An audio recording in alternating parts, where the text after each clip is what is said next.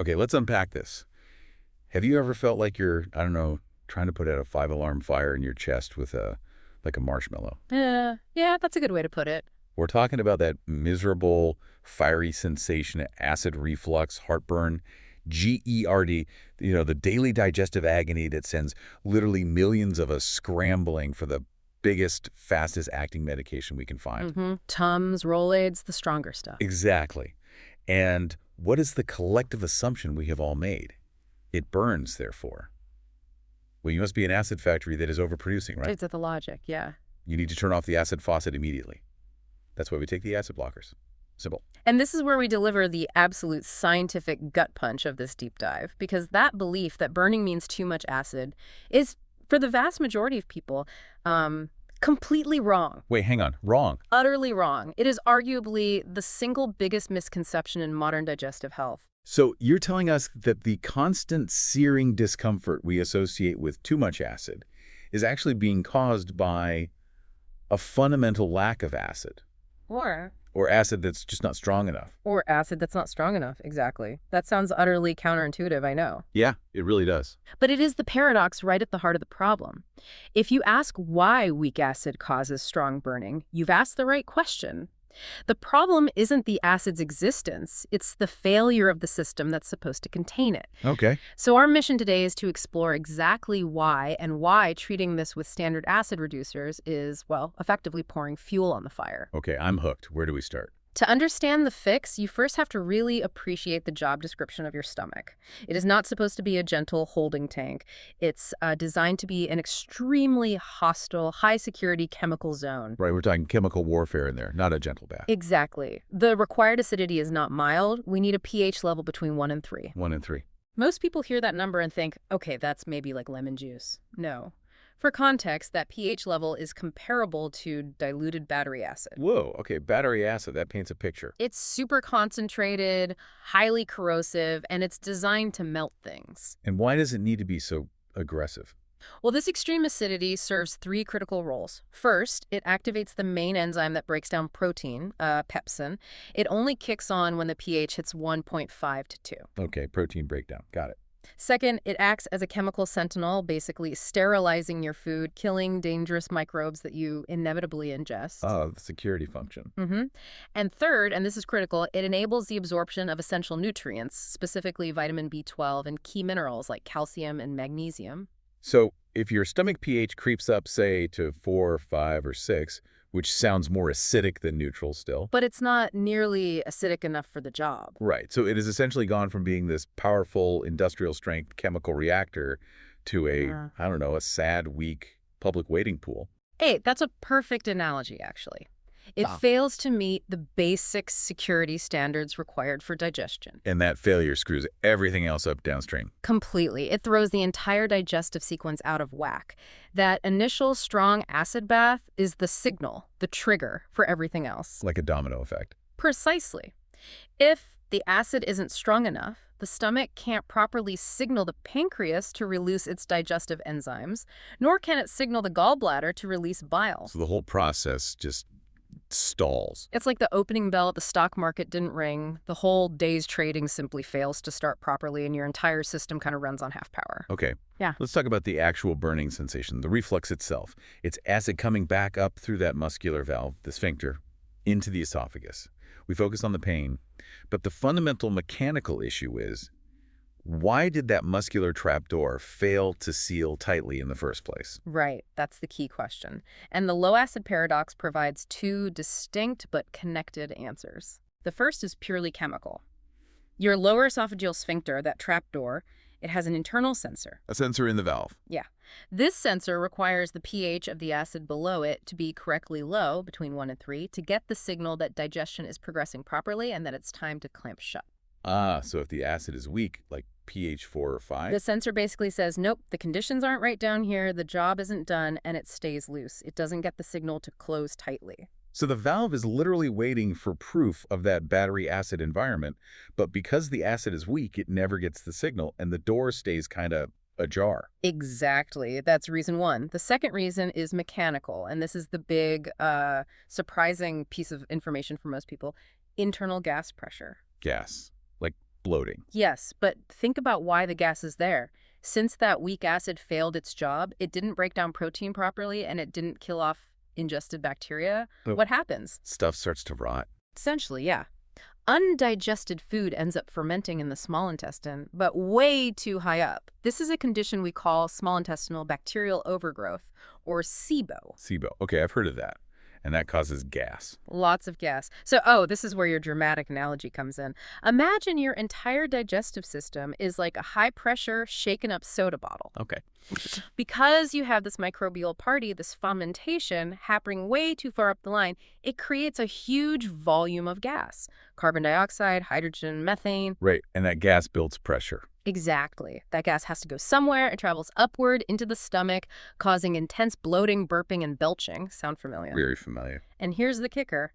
This pressurized gas literally, physically, forces that loose sphincter, the cap on your soda bottle, open. Pushes it open from below. Pushes it open, allowing whatever acid is present, even the weak, ineffective stuff, to splash back up into the esophagus. That is the burning you feel. Wow, so it's a gas attack forcing the emergency exit open. Precisely. It completely reframes the problem. It's not usually an overflow of acid. It's often an internal pressure explosion that causes the breach in the first place. That makes so much more sense than just too much acid. And you mentioned a small neurological thing too, vitamin B1. Yeah, that can be a secondary factor. The valve is controlled by the autonomic nervous system, and sometimes low vitamin B1 levels can interfere with proper nerve function, affecting that sphincter control, often indicates wider systemic stress or deficiency. Got it. So, okay, main causes are the weak acid failing to signal the valve chemically, and this gas pressure physically pushing it open. Correct. But if that's the problem, pressure and weak digestion, what is the default modern treatment everyone reaches for? Right, back to the antacids, the Tums, the Rolaids, and the big guns. The prescription meds, the proton pump inhibitors, PPIs, like Nexium or Prilosec. Precisely. And this is the trap. These are among the most overused medications globally. Because they work for the symptom, right? They stop the burn. They do stop the burn temporarily, Mm-hmm. but they only do so by confirming and actually worsening the root cause, the low acid. Because they reduce acid even further. Exactly. The list of risks here is significant. By suppressing acid production further, you deepen the deficiency. This leads to serious malabsorption issues. You can't absorb minerals properly. We see severe shortages of magnesium, which is crucial for your heart and muscles. Magnesium, okay. And calcium, which impacts bone density and even kidney health long term. And crucially, they increase the very bacterial overgrowth, SIBO, that's creating the gas pressure. Oh, wow. So they make the SIBO worse. Yes, because you need strong acid to keep those upper intestinal bacteria in check. So you take the PPI, the acid gets weaker, the SIBO gets worse, the gas pressure increases, the reflux continues. You see the cycle. It's a vicious cycle where the cure literally makes the disease permanent. Wow. It's a major issue. And speaking of bacteria, this low-acid environment, it sounds like it just invites chaos. Let's talk about the microbial twist, the bug we've all heard of, H. pylori. Ah, yes, the opportunistic pathogen.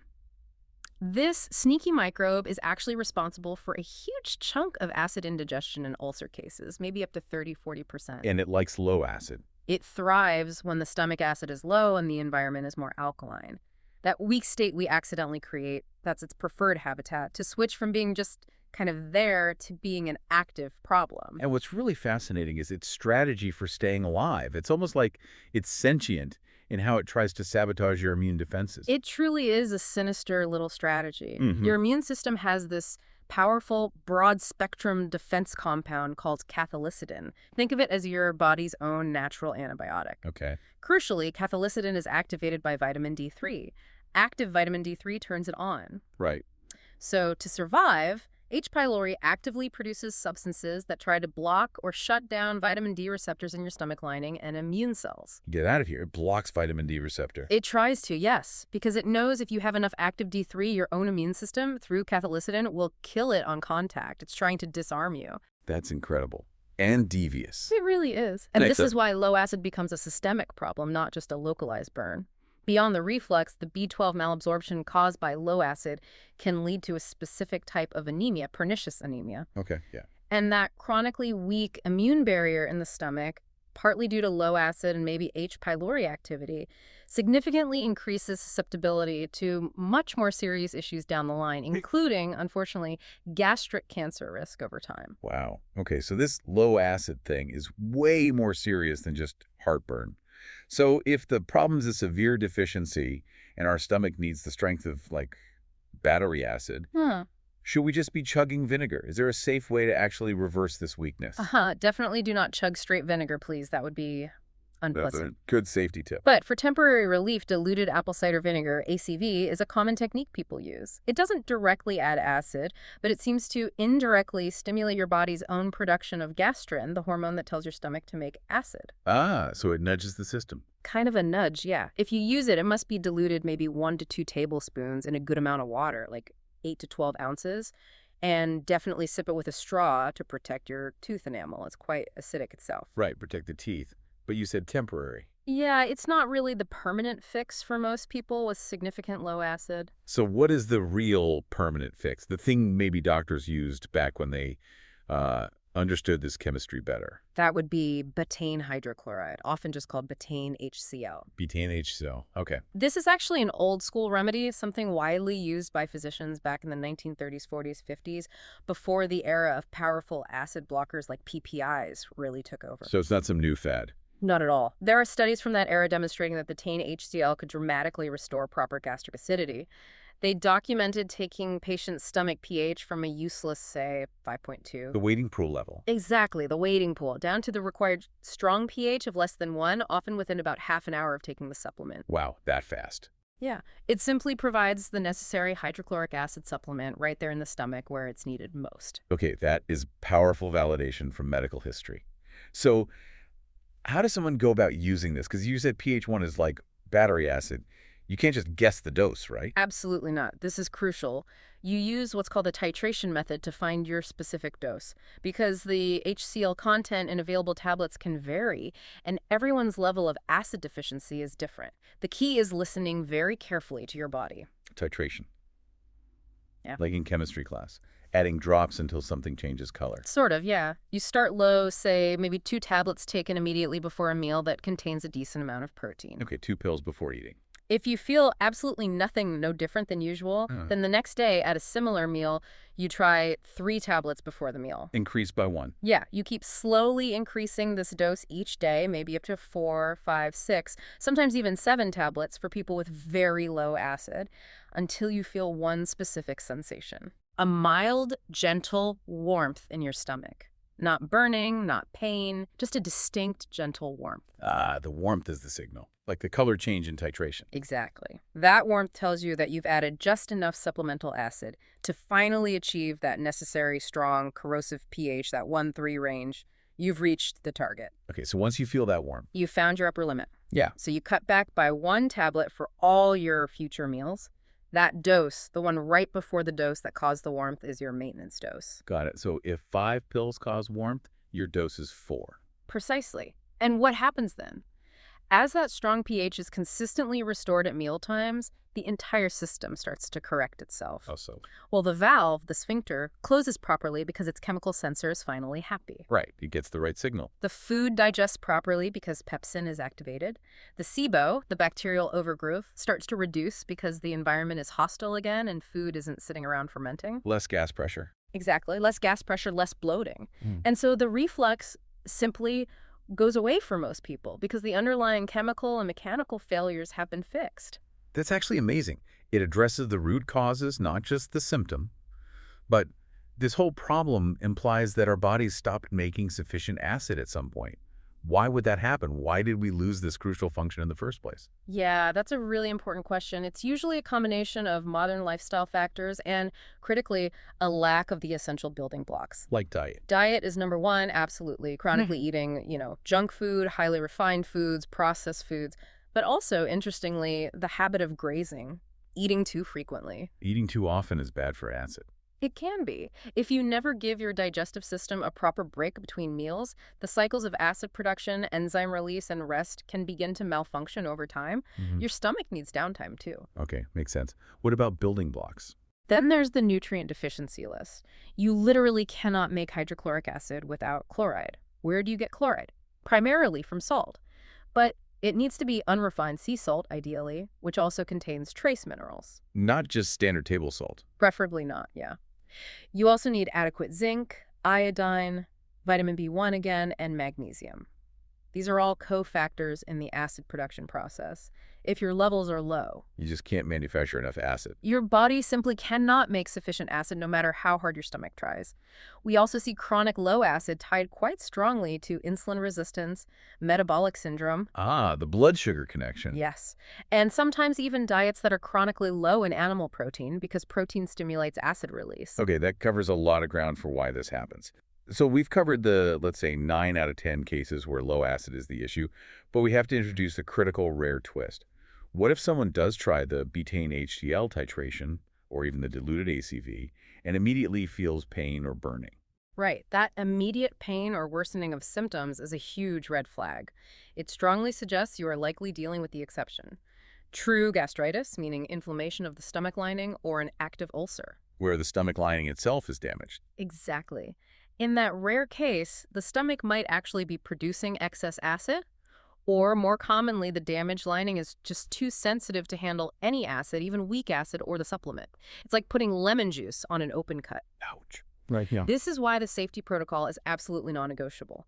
If taking betaine HCl or ACV causes burning, pain, or clearly worsens your symptoms, stop immediately. Do not push through it. Stop. Got it. So for those people with diagnosed or suspected gastritis or ulcers, what are the alternatives? They still need their stomach to function, but they can't add acid right now. Correct. For them, the focus shifts to healing the lining. We look to mucosal healers, things like zinc carnosine. It's a specific compound shown to be highly effective for rapid wound healing of the gastric lining. The zinc carnosine. Mastic gum is another historical remedy from a Mediterranean tree resin that's excellent for H. pylori and ulcer support. Gum. And remember the cathelicidin pathway we talked about. Supporting the immune system to heal itself is key. So ensuring adequate vitamin D3 and magnesium levels helps the body naturally fight any underlying infection like H. pylori and supports tissue repair. Right, activating the body's own defenses. Exactly. And even historically, simple things like cabbage juice were used successfully for ulcers, likely due to a compound sometimes called vitamin U, which supports mucosal healing. Cabbage juice. Wow. Okay, back to basics. It's incredible how many of these modern problems trace back to just basic chemical requirements or simple historical remedies. It really is. And if we circle back to that conventional treatment, the acid blockers, for just a second, there's one final piece of context for why those standard antacids are often so problematic long-term, isn't there? Ah, yes, the rebound effect, or rebound hyperacidity. Explain that. Well, when you take a medication that forcefully shuts down acid production, like a PPI, your body senses this unnaturally low acid level. When the drug eventually starts to wear off, The body panics. it sort of does, yeah. Yeah. It registers this sudden, severe lack of acid, and the feedback mechanisms trigger a signal to the stomach to compensate, basically shouting, "Make more acid now!" Oh, no. This can lead to a rebound hyperacid situation where your stomach actually pumps out more acid than it even did before you took the drug, making your symptoms feel even worse the next day. Locking you into needing the drug again. Exactly. It just reinforces that dependency loop we talked about. Wow. That perfectly summarizes the whole paradox we started with, doesn't it? It really does. We spent, decades fighting a fiery sensation by suppressing acid, truly believing we were battling an excess, when in reality, for most people, we were actually deepening a deficiency and making the underlying mechanical failures that cause the burning even worse. Incredible. Yeah. It turns out our body is fundamentally smarter than we often give it credit for. It just needs the right conditions, the right chemical language, that specific pH between 1 and 3 to keep its gates properly closed and its internal demons dormant. Well said. It's about restoring the intended environment. So here's the final thought then. If the simplest solution to a decades-long, fiery, multi-billion-dollar problem was actually something historical, cheap, and totally counterintuitive, what else have we accepted as scientific fact that might actually just be a chemical misunderstanding waiting to be corrected?